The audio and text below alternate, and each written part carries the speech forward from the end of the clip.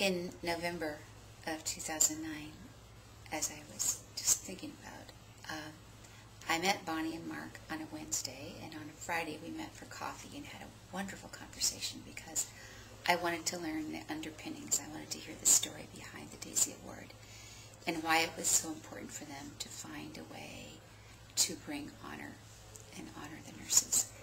And we had an extraordinary conversation. And Bonnie, on the way to find the place we were meeting, had called me on my cell phone to find out directions because they were going to be a few minutes late.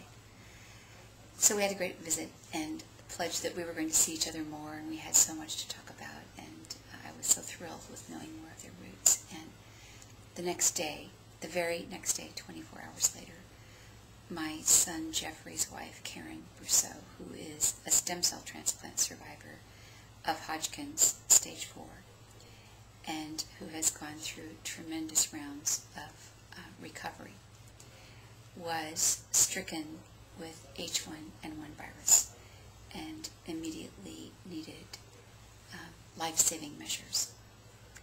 And it was a phone call to Bonnie Barnes on a Saturday night on her cell phone number, which was in my phone, to ask Bonnie for help, that Karen needed to be transferred to the University of Washington, and our family did not really have the means, the way to organize that, but it needed to happen very quickly because her life was really at risk.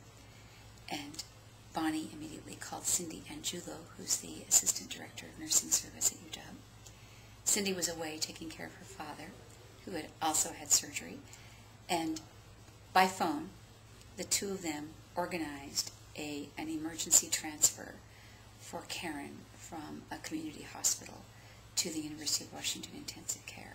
And countless numbers of medical professionals have said that step saved Karen's life. And we will be eternally grateful to Bonnie, to Mark for the DAISY Awards, to Cindy Angiulo, the nursing staff at the University of Washington, for the intervention that they really led on behalf of my son's wife and her life.